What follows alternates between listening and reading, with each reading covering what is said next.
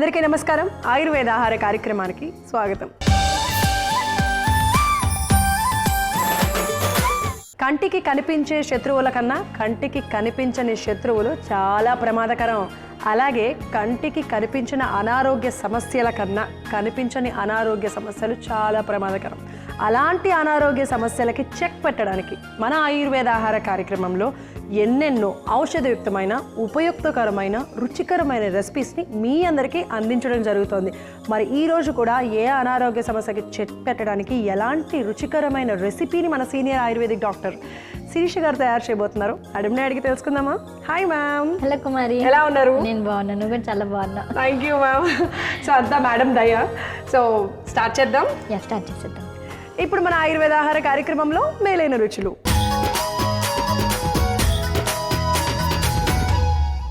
మేలైన రుచుల్లో ఎవరికి మేలు చేసేటువంటి రెసిపీని అందించబోతున్నారు?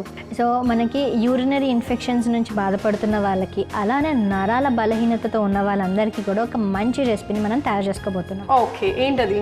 అదే సింగాడ పచ్చడి.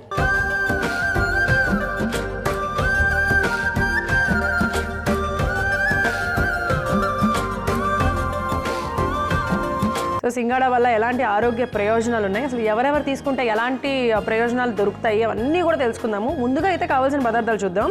సింగాడ పచ్చడి తయారు చేసుకోవడానికి కావాల్సిన పదార్థాలు: ఉడికించిన సింగాడ, జీలకర్ర, ధనియాలు, కాలోంజి, మెంతులు, సోం, మిరియాలు, ఆవాలు, ఎండుమిర్చి, వెల్లుల్లి పేస్ట్, పసుపు, పచ్చిమిర్చి, నూనె, సైంధవ లవణం.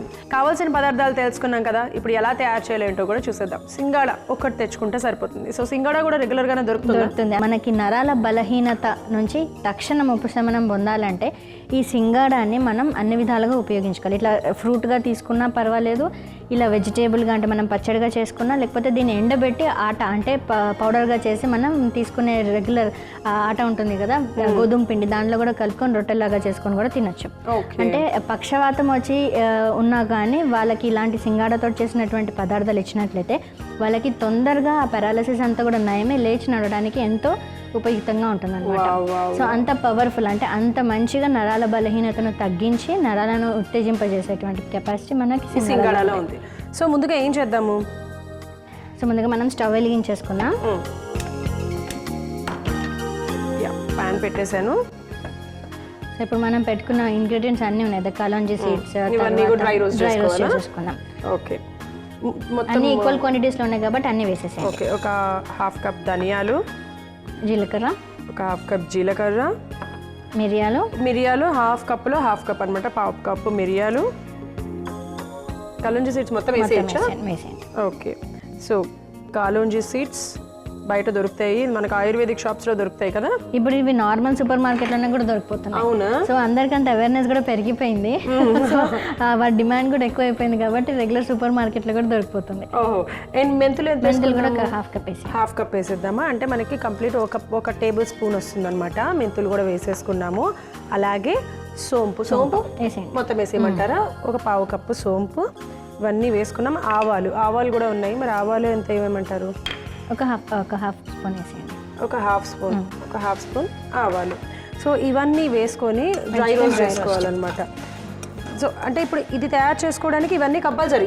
ఇలా ఇది ఉంటేనే మనకి ఆ టేస్ట్తో పాటు ఆ ఔషధ గుణాలు కూడా లోపలికి వెళ్తాయి. ఎగ్జాక్ట్గా. అంటే మనం సింగాడ డైరెక్ట్గా తీసుకుంటే మనకి ఎలాంటి ప్రయోజనాలు ఉంటాయి? ఇప్పుడు చెప్పాను కదా, నరాలను బాగా ఉత్తేజింపజేస్తుంది. అంటే నరాల బలహీనత రాకుండా, ముఖ్యంగా పారాలసిస్కి సంబంధించిన సమస్య తగ్గుముఖం పట్టడానికి, అలానే యూరినరీ బ్లాడర్ ఇన్ఫెక్షన్స్. అంటే యూరినరీ బ్లాడర్ ఇన్ఫెక్షన్స్ ఎందుకు చెప్పానంటే, యూరిన్ మనకి చాలామందికి ఇన్కాంటినెన్స్ ఉంటుంది. అంటే కొన్నిసార్లు దగ్గినా కూడా యూరిన్ పడిపోవడము, లేకపోతే ఆగకుండా రావడము, సో కంప్లీట్గా ఎవాక్యుయేట్ చేయలేకపోవడం, ఇలాంటి సమస్యలు అన్నీ కూడా నరాలకు సంబంధించినవి అనమాట. సో బ్రెయిన్కి సంబంధించినటువంటి సిగ్నల్ సరిగ్గా పాస్ అవ్వకపోవడం వల్ల కూడా అలాంటి ప్రాబ్లమ్స్ వస్తాయి. సో అలాంటి వాటికి చెక్ పెట్టడానికి ఇది ఉపయోగం. So 2 main reasons: urinary infections and పారాలసిస్కి సంబంధించిన సమస్యలు. సో ఇది కూడా ఈ కాలంలోనే దొరుకుతుంది. సరిపోతుంది కదా? సరిపోతుంది. మనం స్టవ్ ఆఫ్ చేసేసాను. సో ఇప్పుడు దీన్ని మిక్సీ జార్లో తీసుకుందాం. మిక్సీ జార్లో వేసేసుకొని మనం మంచిగా పౌడర్ చేసేసుకుందాం.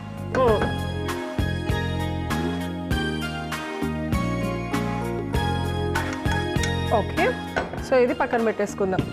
సో అది ఇప్పుడు వేసేద్దామా, ఇంకా ఏమైనా టైం పడుతుందా? సో కొంచెం ఉంచుదాం, చల్లారనివ్వద్దాం. సో ఇప్పుడు మనం ఏం చేద్దామంటే నూనె వేసేసుకొని ఓకే, స్టవ్ ఆఫ్ చేసేసాను. కొద్దిగా నూనె వేసుకొని స్టవ్ ఆన్ చేసుకొని మనం ప్యాన్ పెట్టుకొని నూనె వేసుకొని దాంట్లో అల్లం వెల్లుల్లి పేస్ట్ చేసుకుందాం మనం. ఓకే, 1 స్పూన్ నూనె వేసేస్తే సరిపోతుంది కదా. 1 స్పూన్ కొద్దిగా నూనె వేసుకొని దాంట్లో ఇప్పుడు ఎండుమిర్చి పచ్చిమిర్చి ఇవన్నీ 2 కూడా వేసుకుందామా? ఓకే, మొత్తం వేసేద్దామా? వేసేద్దాం.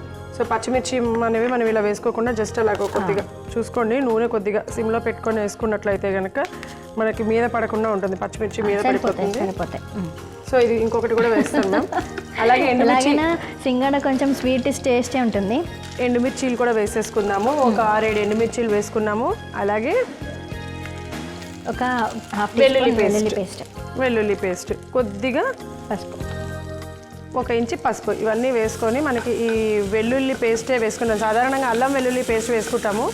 అల్లం వెల్లుల్లి పేస్ట్ కాకుండా ఇలాగా మనము ఓన్లీ వెల్లుల్లి పేస్ట్ వేసుకున్నాం అనమాట. దీంట్లో టేస్ట్ వైజ్ బాగుంటుంది అని చెప్పి మనం ఇక్కడ ఎక్స్ట్రా కారాలు అలాంటివన్నీ యూజ్ చేయకుండా జస్ట్ ఇలా వేసుకుంటున్నాము. సో దట్ ఏంటంటే టేస్టీగా ఉంటుంది అని అన్నట్టు. ఇదే మంచిది కదా. సో ఆఫ్ చేసేసుకుందాము. సో ఇది కూడా దాంట్లో వేసేసుకుందామా మరి? మనం మంచిగా పేస్ట్లా చేసేసుకున్నాం. సో వేసేసుకుందాం. మనం ఆల్రెడీ డ్రై రోస్ట్ చేసుకున్న వాటిల్లోనే ఇవి కూడా వేసుకుందాము.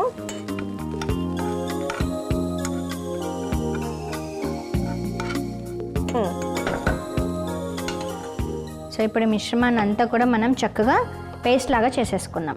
ఓకే, సో మనం ఇప్పుడు పేస్ట్ లాగా చేసుకున్న మిశ్రమం ఎలా తయారైందో చూద్దాం. సో కొంచెం వాటర్ వేసుకొని మనం పేస్ట్ లాగా చేసేసుకున్నాము. సో ఇప్పుడు మిశ్రమాన్ని అంతా కూడా మనం దానిలో కలపాలి కాబట్టి సో సింగాడ ముక్కలు వేసిన ఉడకబెట్టిన సింగాడ ముక్కలు ఒక ఫుల్ కప్ తీసుకున్నాం ఇక్కడ మనము. అవి వేసేసుకున్నాము. సో దానిలోనే మిశ్రమాన్ని అంతా కూడా మనం వేసి కలిపేసుకున్నాం. ఓకే, సో ఈ ప్రాసెస్ కొంచెం డిఫరెంట్గా ఉంటుంది. సో దీంతో మనం సింగడ కూడా వేసేసి పేస్ట్ లాగా చేసేసి పచ్చడిలాగా చేస్తాం అనుకుని ఉంటారు జనరల్గా అందరూ. పచ్చడి అలాగే బాగుంటుందండి సింగాడ కొద్దిగా ఉడకబెట్టుకొని. సో టేస్ట్ కూడా చాలా బాగుంటుంది. సింగడ ఉడకబెట్టి ఉట్టి ముక్కలు కూడా తినేసేయచ్చు. ఓకే, సో అలాగే దీంట్లో తగినంత సైంధవ లవణం కూడా వేసేస్తాను. సైంధవ లవణం కూడా వేసేయండి.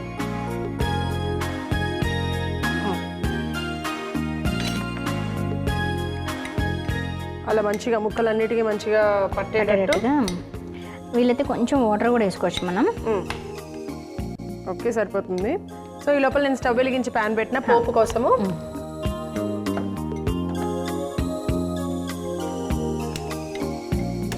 ఓకే, సో స్టవ్ వెలిగించి ప్యాన్ పెట్టుకొని కొద్దిగా నూనె అయితే వేసుకుంటున్నాను. ఈ లోపల అది కూడా కలుస్తుంది. ఇక్కడ నూనె కూడా వేడవుతుంది. ఒక 2 స్పూన్ల నూనె వేసుకుంటున్నాను దాంట్లో పోపుకి.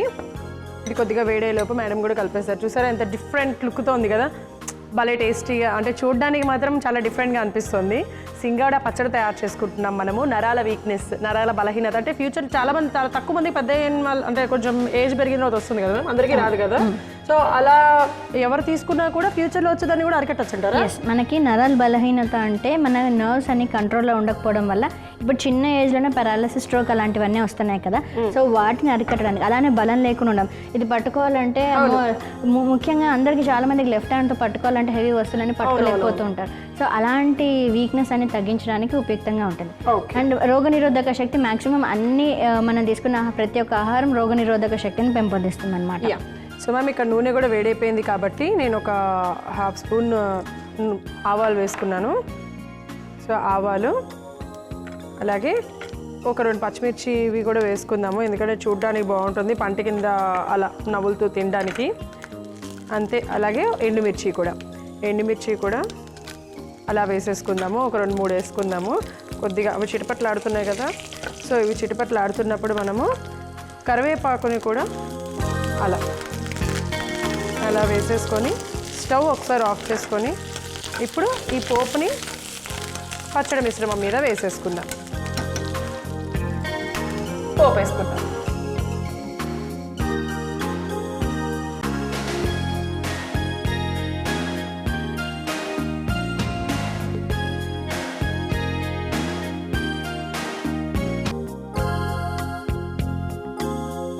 సో చూసారా, గుమగుమలాడిపోతుంది. సో నరాల బలహీనతను తగ్గించడానికి ఉపయుక్తంగా ఉండేటువంటిది, అలానే మనకి యూరినరీ ఇన్ఫెక్షన్స్ నుంచి విముక్తి కలగడానికి ఉపయోగపడేటువంటి మన సింగాడ పచ్చడి రెడీగా ఉంది.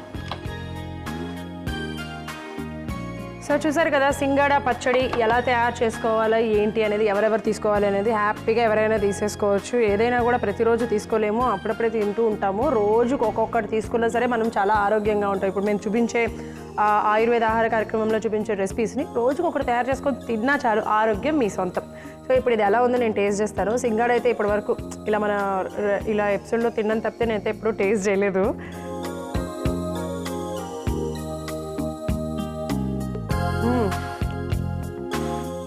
సింగాడ కొంచెం స్వీట్గా ఉంటుంది కాబట్టి మనం దానికి దట్టించినటువంటి ఆ పోపు అదంతా ఉంది కదా, పౌడర్ పేస్ట్ అంతా కూడా దాన్ని తగిలించడం వల్ల చాలా టేస్టీగా నిజంగానే చాలా చాలా బాగుంది. పచ్చడి ఎప్పుడు మెత్తగానే ఉంటుంది అని మనం అనుకుంటాం కదా, అలా కాకుండా ఇలా కొంచెం డిఫరెంట్ స్టైల్తో చాలా అంటే చాలా రుచికరంగా పర్ఫెక్ట్గా ఉంది. అన్నంలోకైనా సరే ఎలా అయినా సరే చాలా బాగుంటుంది. తప్పకుండా ట్రై చేసేసేయండి. మరి ఇంత ఆరోగ్యాన్ని రుచిని మీ అందరికీ అందించే సింగాడ పచ్చడి తయారు చేసుకోవడానికి కావాల్సిన పదార్థాలు, తయారు చేసే విధానం మరొకసారి మీకోసం. సింగాడ పచ్చడి తయారు చేసుకోవడానికి కావాల్సిన పదార్థాలు: ఉడికించిన సింగాడ, జీలకర్ర, ధనియాలు, కాలోంజి, మెంతులు, సోం, మిరియాలు, ఆవాలు, ఎండుమిర్చి, వెల్లుల్లి పేస్ట్, పసుపు, పచ్చిమిర్చి, నూనె, సైంధవ లవణం. సింగాడ పచ్చడి తయారు చేసుకునే విధానం: ముందుగా స్టవ్ వెలిగించి ప్యాన్ పెట్టుకొని అందులో అరకప్పు ధనియాలు, అరకప్పు జీలకర్ర, పావు కప్పు మిరియాలు, 1 చెంచా కాలోంజి, అర చెంచా మెంతులు, పావు కప్పు సోం, అర చెంచా ఆవాలు వేసి బాగా వేగించి స్టవ్ ఆఫ్ చేసి మిక్సీ జార్లోకి తీసుకోవాలి. ఇప్పుడు అదే ప్యాన్లో 2 చెంచాల నూనె వేసి నూనె వేడయ్యాక పచ్చిమిర్చి, ఎండుమిర్చి, వెల్లుల్లి పేస్ట్, పసుపు వేసి వేగించుకొని స్టవ్ ఆఫ్ చేసి మిక్సీ జార్లోకి తీసుకొని 2 కలిపి మెత్తగా గ్రైండ్ చేసుకోవాలి. ఆ తర్వాత ఒక బౌల్ తీసుకొని అందులో సింగాడ ముక్కలు, గ్రైండ్ చేసుకున్న పేస్ట్, రుచికి సరిపడా సైంధవ లవణం వేసి కలిపి పక్కన పెట్టుకోవాలి. పోపు కోసం స్టవ్ వెలిగించి ప్యాన్ పెట్టుకొని 1 చెంచా నూనె, ఆవాలు, పచ్చిమిర్చి, ఎండుమిర్చి, కరివేపాకు వేసి వేగించి స్టవ్ ఆఫ్ చేసి ఈ పోపు పచ్చడి మిశ్రమం మీద వేసుకుంటే నరాల బలహీనత, యూరినరీ ఇన్ఫెక్షన్స్ను తగ్గించే సింగాడ పచ్చడి రెడీ.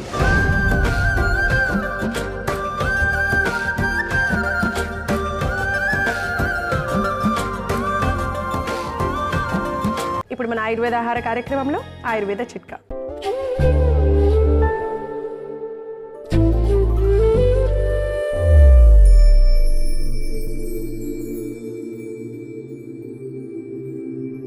కీళ్ళ నొప్పులతో బాధపడే వారికి ఆయుర్వేదంలో ఒక చక్కని చిట్కా ఉంది. ఒక ఉసిరికాయని 4 భాగాలుగా చేసుకొని ఒక భాగాన్ని నువ్వుల నూనెలో కలుపుకొని రోజు ఒక ముక్క తిన్నట్లయితే మనకి కీళ్ళ నొప్పుల నుంచి ఉపశమనం పొందుతారు. సో ఇలానే ఒక నెల రోజులు తిన్నట్లయితే మనకి కీళ్ళ వాతం వల్ల వచ్చేటువంటి నొప్పులన్నీ కూడా తగ్గుముఖం పడతాయి. సో ఎవరైతే ఈ వ్యాధితో బాధపడుతున్నారో, ఈ సమస్యతో బాధపడుతున్నారో వారందరూ కూడా ఈ చిట్కాని పాటించండి, ఆరోగ్యంగా ఉండండి. ఇప్పుడు ఆయుర్వేద ఆహార కార్యక్రమంలో సంజీవని. సో మరి సంజీవనిలో ఎవరికి సంజీవని లాంటి ఔషధాన్ని అందిస్తున్నారు? సో కడుపు ఉబ్బరంతో బాధపడే వారందరికీ కూడా ఊరికైనా ఆహారం తీసుకోగానే వెంటనే మోషన్ వెళ్ళాలి అనే ఫీలింగ్ ఉంటుంది అనమాట. వెళ్ళినా కూడా మళ్ళీ ఇంకా 2-3 టైమ్స్ వెళ్ళాలి అన్నట్టు ఇన్కంప్లీట్ ఎవాక్యుయేషన్ అంటారు. అంటే IBS, irritable bowel syndrome. So దాంతో ఎవరైతే బాధపడుతున్నారో వారందరికీ కూడా మంచి ఉపశమనం కలిగించేటువంటి ఒక సంజీవని తయారు చేసుకోబోతున్నాం. ఓకే, ఏంటి మ్యామ్ అది? అదే విరేచనహర కషాయం.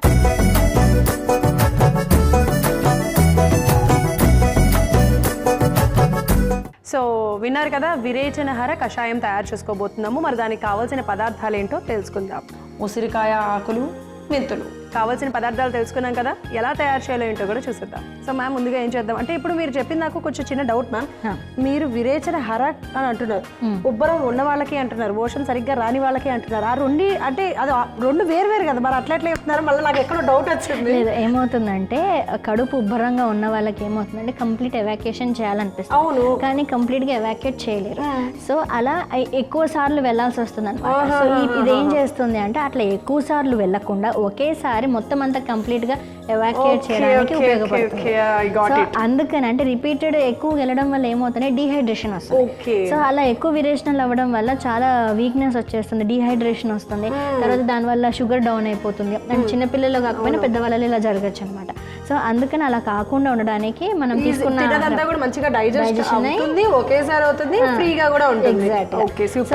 విధాలుగా ఉపయోగపడేటందుకు ఉంటుంది అనమాట. అదే అంటే మనకి ఇంగ్లీష్ పదాలకి తెలుగు అంటే మన సాంస్క్రిట్ పదాలకి కొంచెం డిఫరెన్స్ అనమాట. అదే నిజంగా నా డౌట్ని అయితే సూపర్గా క్లియర్ చేశారబ్బా. మీకు కూడా అదే డౌట్ వచ్చింది కదా? ఓకే,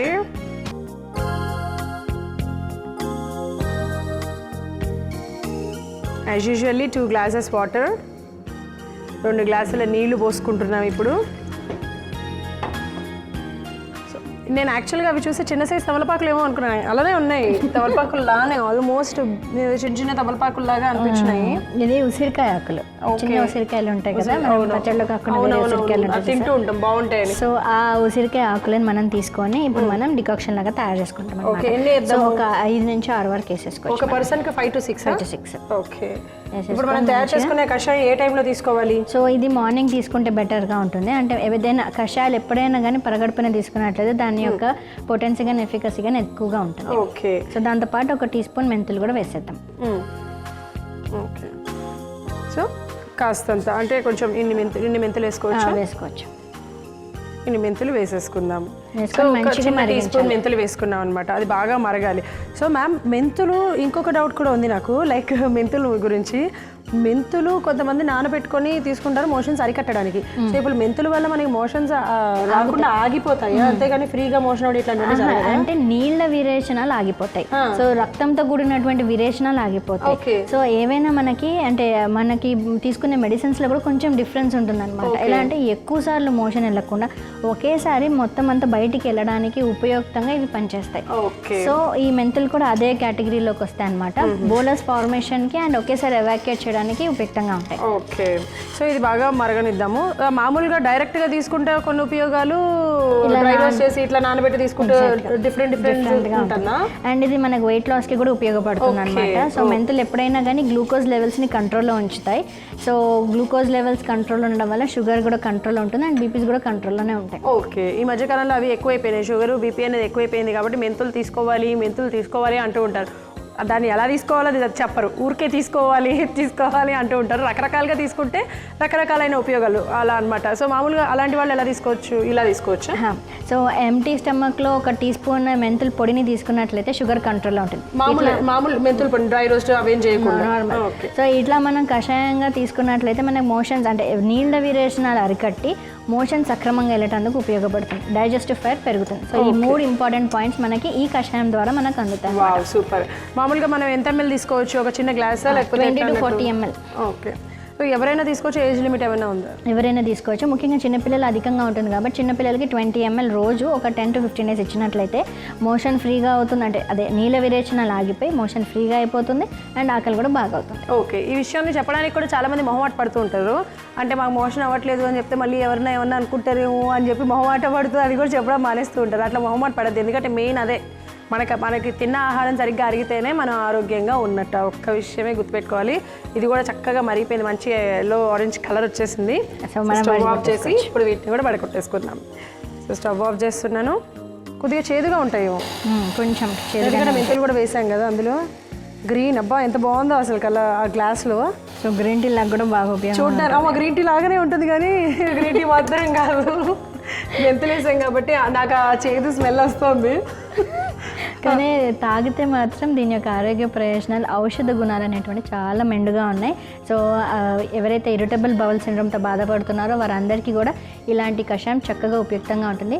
సో డైలీ తీసుకోవచ్చు. ఆల్మోస్ట్ 10 to 20 days అలా తీసుకుంటే బెటర్గా ఉంటుంది. సో 20 to 40 ml తీసుకోవాలి. ఓకే, చూసారు కదా విరేచనహార కషాయం. చూడడానికి అయితే మంచి కలర్ఫుల్గా ఉంది. దీనివల్ల ఎన్నో ఆరోగ్య ప్రయోజనాలు కూడా ఉన్నాయి. అవసరమైన వాళ్ళు ఇలా కషాయం తయారు చేసుకొని తీసేసుకోండి, అంతే. ఆరోగ్యం మనం సొంతం చేసుకుందాం.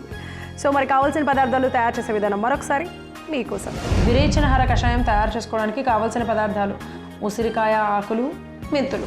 విరేచనహార కషాయం తయారు చేసుకునే విధానం: ముందుగా స్టవ్ వెలిగించి గిన్నె పెట్టుకొని 2 గ్లాసుల నీళ్లు పోసి అందులో ఉసిరికాయ ఆకులు, 1 చెంచా మెంతులు వేసి బాగా మరిగించుకోవాలి.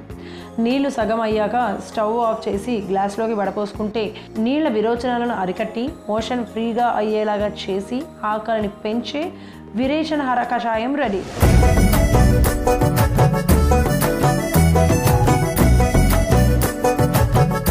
Thank you very much ma'am. మంచి రెసిపీ అలాగే ఔషధాన్ని మాకు అందించినందుకు. థ్యాంక్ యూ కుమారి. మేము తయారు చేసి చూపించే రెసిపీస్ తప్పకుండా ఫాలో అవ్వండి.